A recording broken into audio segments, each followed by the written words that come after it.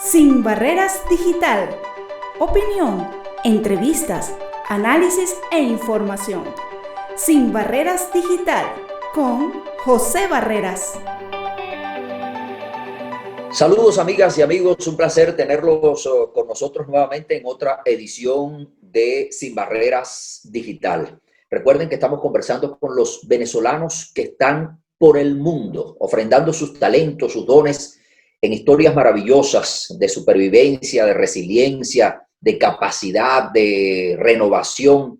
Y hoy tenemos una invitada muy especial. Se trata de una merideña de nacimiento, pero barquisimetana de corazón, diplomada en filosofía y lingüística, escritora, editora, profesora universitaria, conferencista, además columnista de varios e importantes diarios y revistas, autora de varios libros, entre ellos Sobre una tumba, una rumba, el libro del buen lector, y dicen las malas lenguas y los buenos comensales que es además extraordinaria en las artes culinarias, además de una activista convencida por los derechos humanos. Se trata de Marisela Gonzalo Febre, que actualmente está en las Islas Canarias.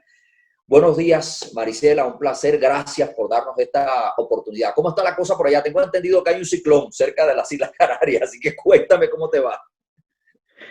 Buenos días, José. Muchísimas gracias por esta invitación. Estamos separados, digamos que no solamente de continente a continente, sino que estamos atravesados por el Atlántico. ¿Te imaginas eso? ¿Quién iba a Claro. creerlo? Sí, señor.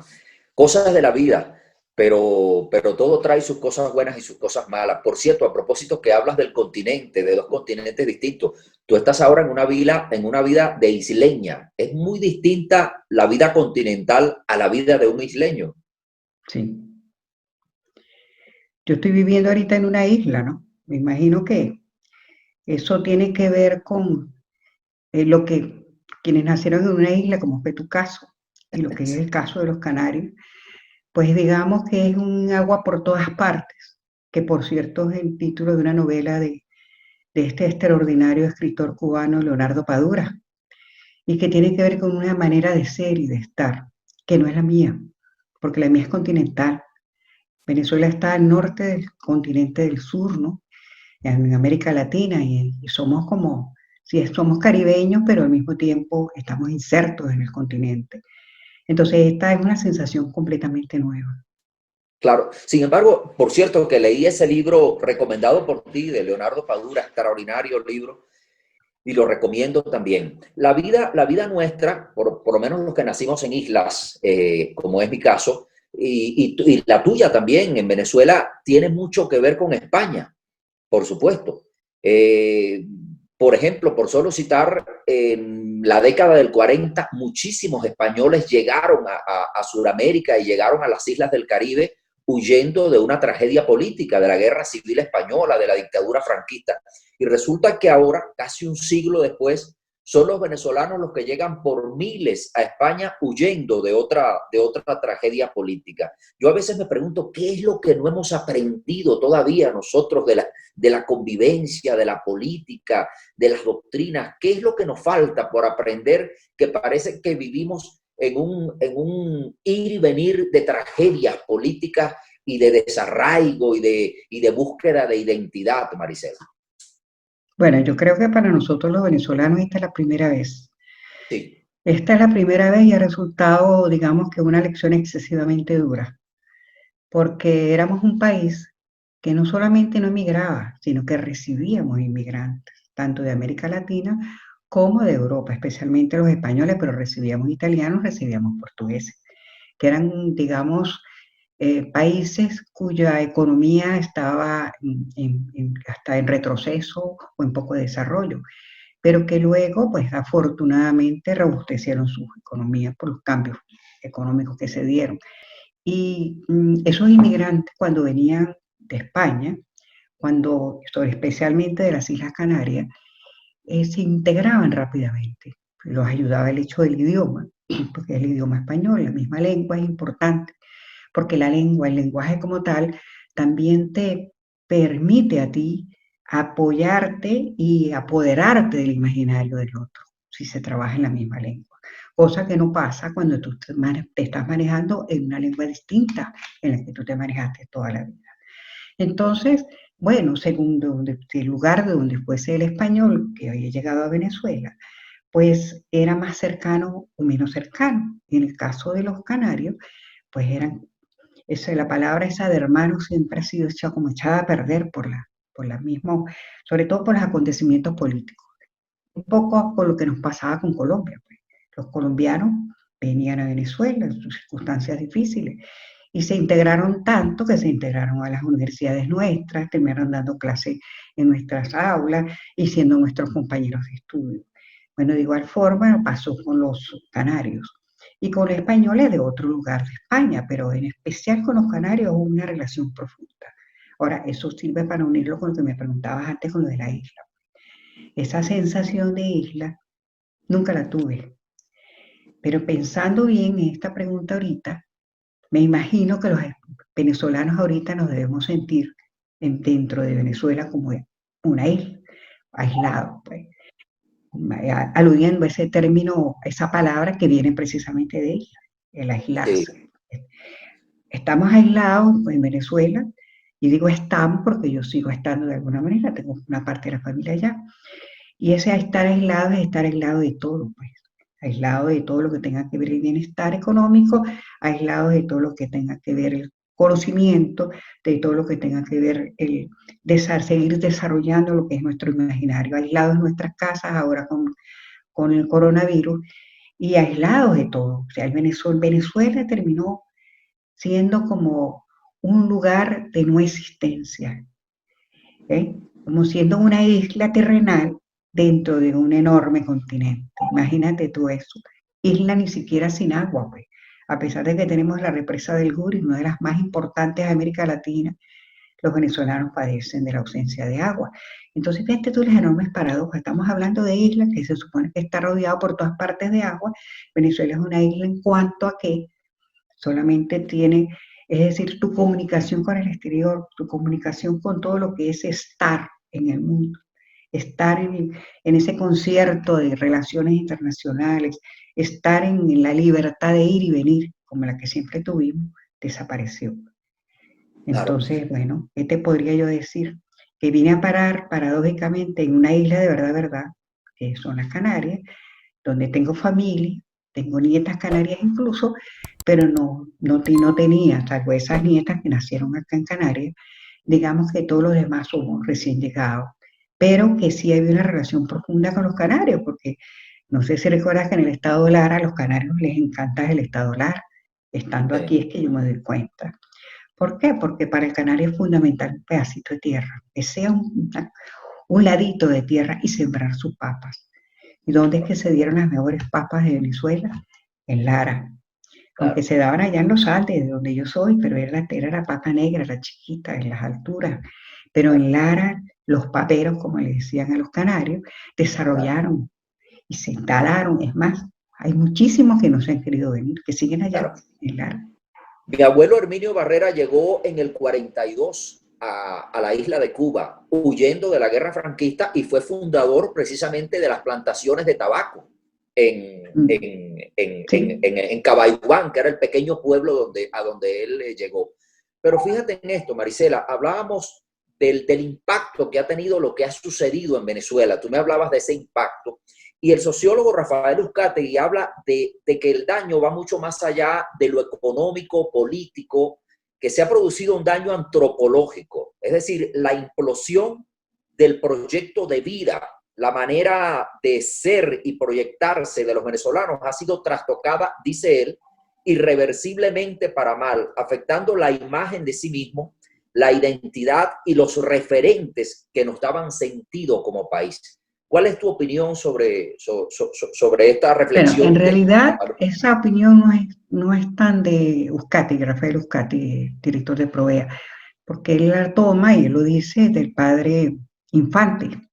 Ajá. El padre Infante, un jesuita, yo se lo oí personalmente en Barquisimeto, porque los jesuitas están muy, digamos, muy relacionados con lo que son las comunidades, siempre han estado así.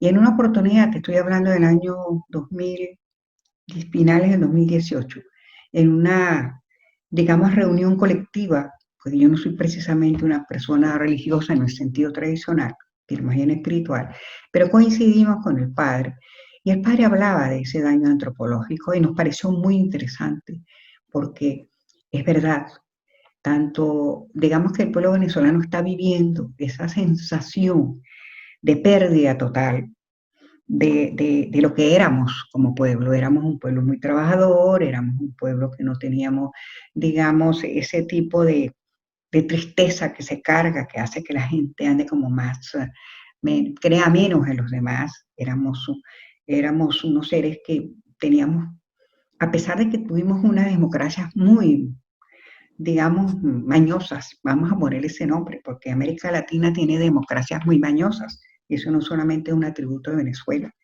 eso la tienen en Colombia, la tienen en el Perú, en Chile, en todos lados están las democracias mañosas. Uno realmente vive lo que es una democracia con mayor vigor es justamente acá en Europa, porque es una cosa que ya está instalada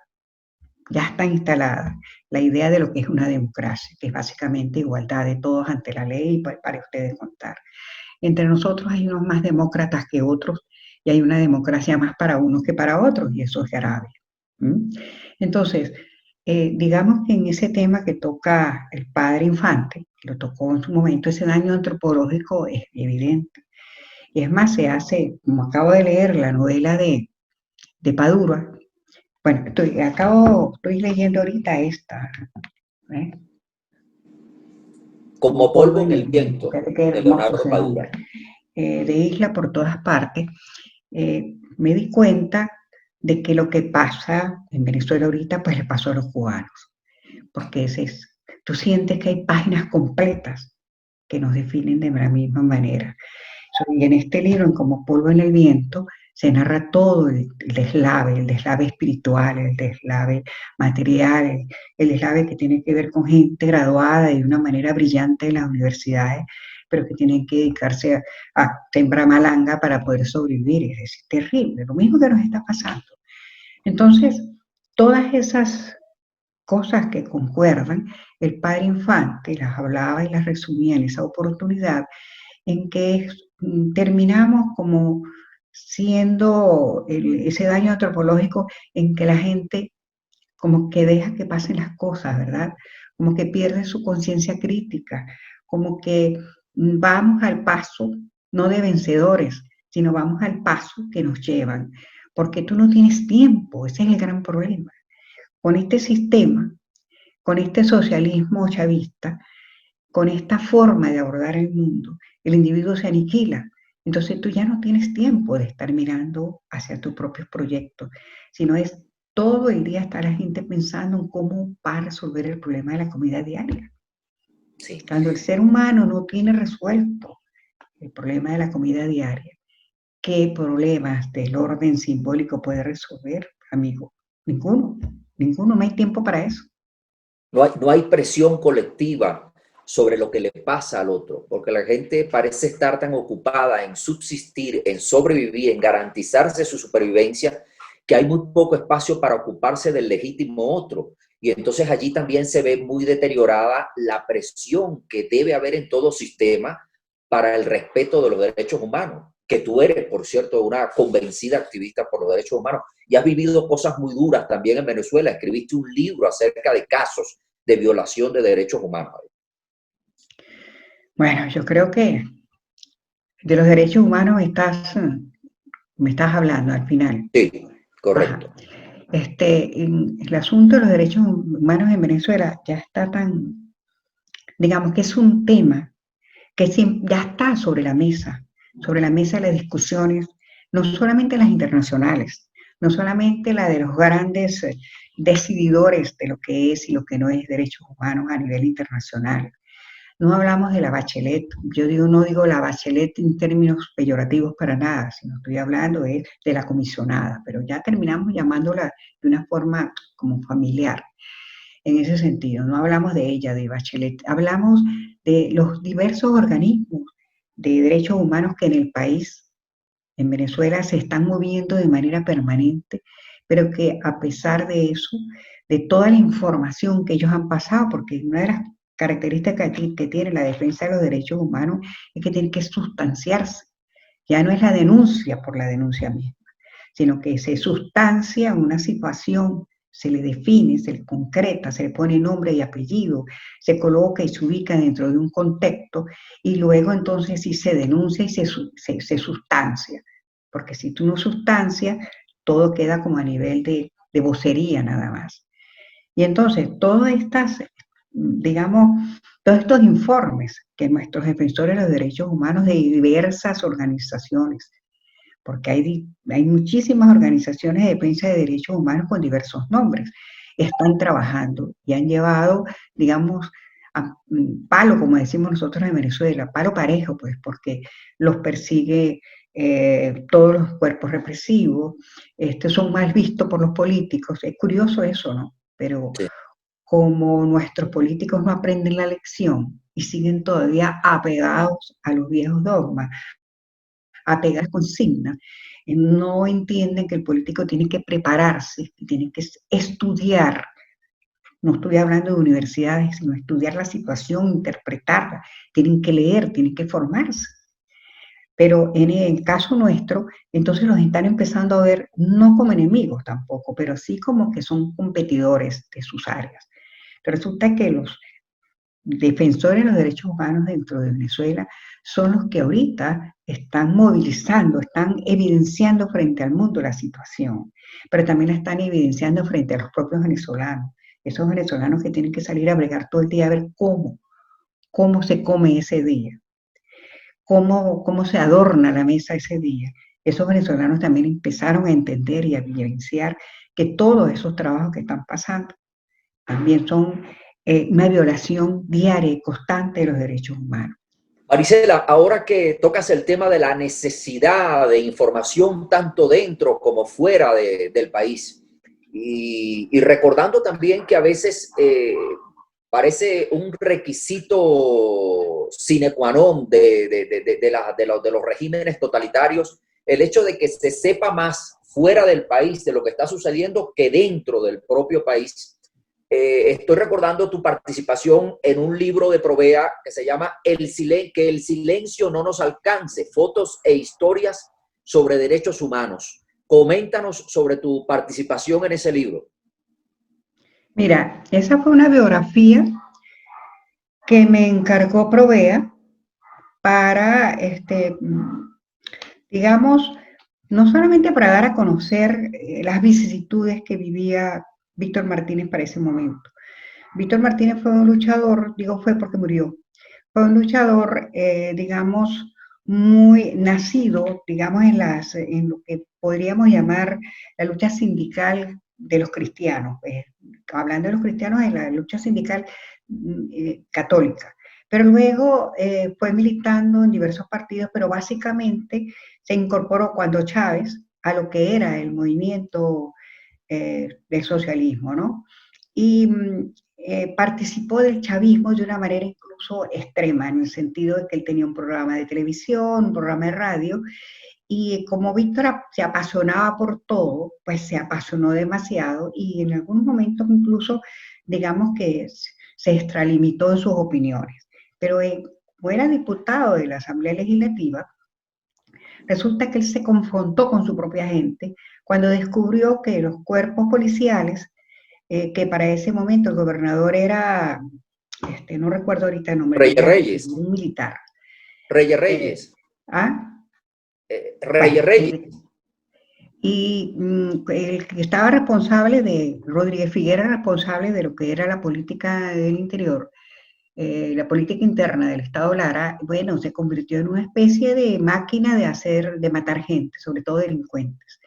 Entonces, él descubre eso porque le llegan una serie de personas a reclamar y a solicitar que la Asamblea Legislativa investigue, y a él le toca vivir de una manera muy dolorosa para él, descubrir que era verdad, que su gente estaba matando gente del pueblo a la que él defendía.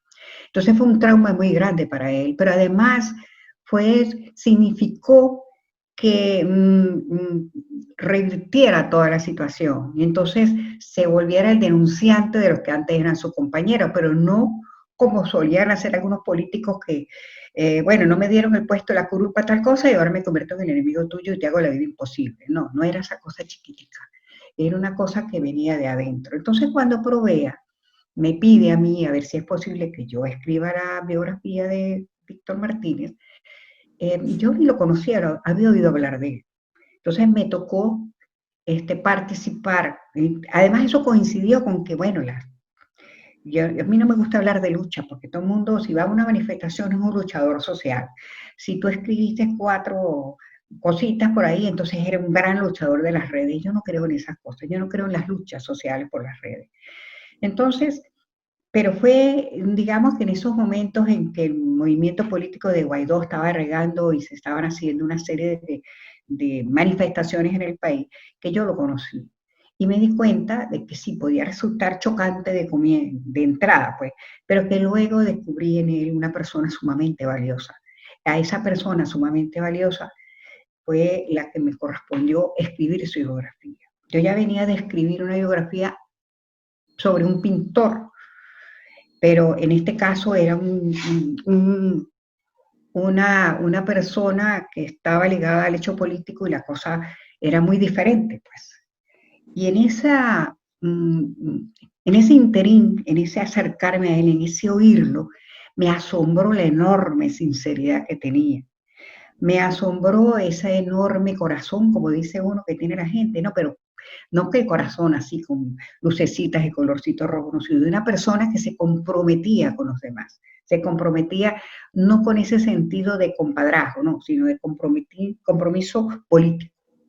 Entonces, ese señor se terminó ganando mi enorme respeto, a pesar de esa forma tan rupestre a veces de ver las cosas, de que llegaba, yo por ejemplo le servía comida, preparaba comida y entonces él no era como eras tú o como eran los demás, que ay, qué rico, Manicera, pero mira este sabor aquí que se le siente allá, la ensalada, no, él se comía aquella cosa sin decir ni pido, hasta que un día lo paré y le dije, un momentito, por lo menos diga algo sobre la comida, porque si no, no te vuelvo a servir más nada, ¿no?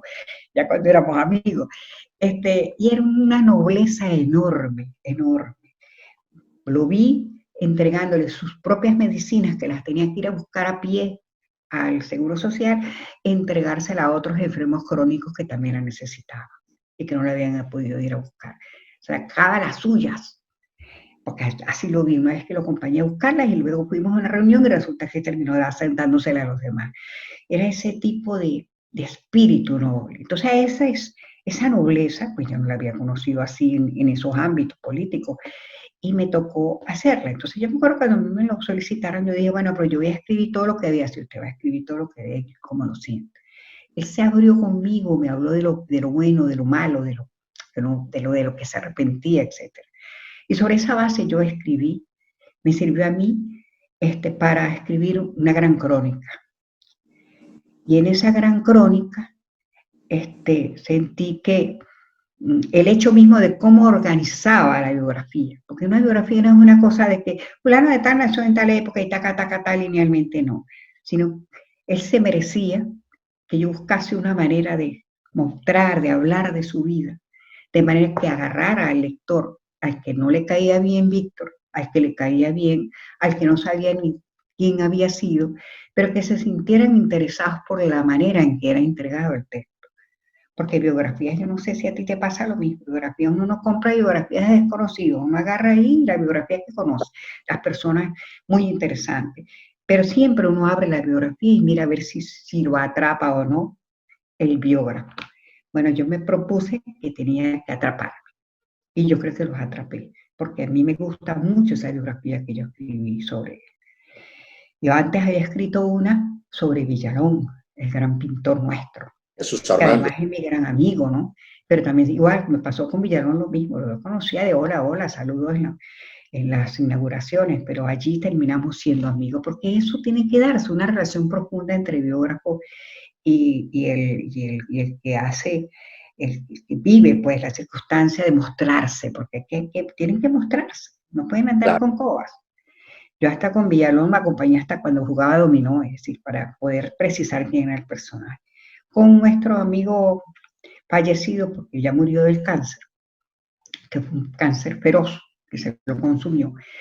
Bueno, yo lo vi trabajando por todos sus compañeros cancerosos como si no tuviera el cáncer y me constaba que le dolía demasiado el cuerpo, que cada vez se debilitaba más. Entonces, esa capacidad de entrega, mira, poca gente he conocido con esa capacidad de entrega. Eso fue lo que yo intenté colocar esa biografía. Yo quería preguntarte también, Marisela, ¿sientes que el español o en este caso el canario tiene conciencia de lo que está sucediendo en Venezuela? Es decir, ¿hay una real conciencia de lo que pasa en nuestro país, digamos, en los Canarios? No creo, pero también sería muy ligero de mi parte decirlo, porque tampoco yo tengo un universo de canarios conocido. Pero a través de la prensa, yo pienso que incluso de la prensa nacional de España, como por ejemplo el periódico El País, hay trabajos que han salido sobre Venezuela, escasamente profundizan.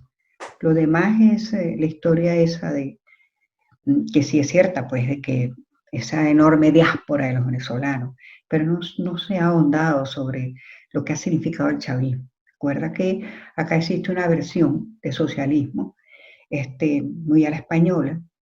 Los españoles, los de la derecha, piensan que de verdad Sánchez puede convertirse en un dictador. Nosotros ya sabemos, los venezolanos, que eso hace imposible que este señor se pueda convertir en un dictador porque aquí las leyes funcionan, pues aquí hay una democracia.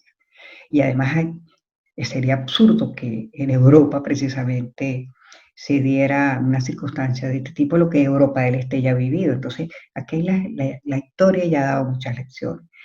Pero los canarios no creo que exista un conocimiento profundo del venezolano de Venezuela, perdón, que no vaya más allá de los venezolanos familiares que se vinieron, que se regresaron, de algunos que se quedaron, que insistieron en quedarse, algunos canarios, inclusive supe de casos de canarios que vinieron y se regresaron, imagínate tú cómo será el arraigo del lado de allá, pero no están conscientes, todo lo colocan en que no se consiguen cosas en los estantes, que no hay comida, ¿no? Pero es que eso va mucho más allá. Nadie tiene idea, José, nadie tiene idea de esa enorme cárcel en que es Venezuela hoy, de esa cárcel hasta física, porque no puedes pasar las fronteras, de esa cárcel al aire libre que existe en Venezuela y de la cárcel mental, que millones de venezolanos todavía participan de esa cárcel mental.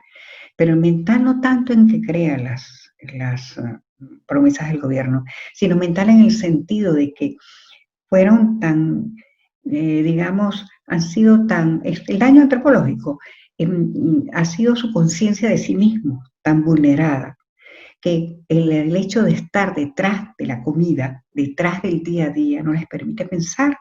Es lo que denuncia Padura en relación a Cuba, pues, que terminó el cubano viendo todos los días a ver qué es lo que voy a comer hoy, a quién le meto un palazo, a qué animal le meto yo un palazo, o qué animal estoy escondiendo porque lo estoy alimentando, tengo que esconderlo de los vecinos para que no le meta el palazo al vecino.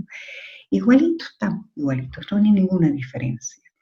Entonces, bueno, la conciencia, pues, ¿cómo se la vamos a pedir a unas habitantes de unas islas que además, bueno, tú la miras en el mapa y está cerquita de África, pero no cerquita de Europa. Hasta eso, la distancia física. Y bueno, este es un país que me recuerda a mí, perdón, las Canarias, me recuerdan a mí los años 70 en Venezuela. Tú hay calles, ves aquí en Santa Cruz, que te recuerdan pedazos de Caracas, de los Rosales, de cerca de donde estaba el Ateneo. O sea, hay lugares que son muy emblemáticos, muy caraqueños, pero además bueno, todo el mundo tiene carro, todo el mundo tiene coche, como le dicen acá. Bueno, así tuvimos nosotros en los 70. Entonces, creo que los que vinieron de regreso no aprendieron la lección de lo que vieron allá. Hay mucho derroche. Ahí tú te das cuenta cómo es una cumbre, ese consumismo que teníamos nosotros lo tienen ellos acá hoy, porque están viviendo muy bien. Pues. A pesar de toda la crisis económica que vive España, todavía no se han dado cuenta que la están pisando, que están en la entrada. Eso es lo que yo diría. Entonces, lo de Venezuela es una lástima, es un dolor, pero la conciencia de que también ellos podrían atravesar por la misma ruta, la misma vía, no la tienen. no la tienen. Claro. Yo quiero aprovechar este momentico, Marisela, para invitarle a nuestros seguidores que si les gusta estos contenidos nos ayuden a construir más contenidos de este tipo suscribiéndose a nuestro canal. Denle like y activen la campanita para que sean los primeros en enterarse de nuestro próximo programa. Además, háganme saber sus comentarios siempre para mejorar y les dejo mis redes para que tengamos una comunicación más íntima. No quiero abusar de tu tiempo, Marisela, aunque me vienen a la mente cantidad de temas que me gustaría conversar contigo, pero el tiempo aquí es limitado. Yo quisiera agradecerte infinitamente este tiempo que nos has dedicado, no solo a mí, sino a todos los que están viendo este espacio. Y preguntarte, suelo preguntárselo a mis invitados, ¿qué cosa tú tomarías de los canarios? ¿Qué cosa tomarías de los españoles que te llevarías para la construcción de una nueva Venezuela? Esa Venezuela tuya, pero también de tus hijos, de tus nietos, de tus bisnietos, esa Venezuela en la que soñamos. ¿Qué sería útil llevarse de los canarios para allá, para Venezuela en este momento? Bueno, la capacidad de trabajo, que a nosotros nos las aniquilaron, digo nosotros en sentido general, pues Venezuela no está trabajando ahora, está dependiendo del Estado. La enorme capacidad de trabajo que tiene el canario. Cuando tú le ves la tierra, tú estás acostumbrado a las tierras nuestras allá en el continente nuestro. Mueves la tierra y es la tierra negra que florece. Aquí no, aquí son cascotes. Entonces, esa capacidad de sacarle, de sembrar en esa tierra, esa capacidad la envidio yo mucho. Me gustaría llevarme eso, me gustaría llevarme su confianza en los demás, que se parece a la que nosotros teníamos. Nosotros éramos muy confiados en los demás y eso no es malo. Aquí tú a cualquiera le conversas, le picas una conversación, le preguntas algo y de una vez te lo contesta. Es decir, esa alegría natural, eso quiero volverlo a llevar porque eso lo tuvimos nosotros. Esa confianza ya no tanto en la persona como tal, sino confianza en el Estado mismo, pues, porque son ciudadanos. Cuando no les gusta algo, reclaman, son inclusive bruscos a veces para el reclamo, ¿sabes? Yo los he visto reclamando en el centro de salud, porque no les dan la cita de una vez o porque la enfermera hace tal cosa. Entonces, esa conciencia de sus derechos, vamos a llamarla así, yo quisiera que nosotros la recobráramos eso. Eso es importantísimo, la conciencia de la ciudadanía. Te agradezco muchísimo, Marisela, y a ustedes, amigos y amigas, por estar pendiente de este espacio. Cuídense mucho, que la paz de Dios los acompañe siempre y nos vemos en una próxima oportunidad. Así va a ser.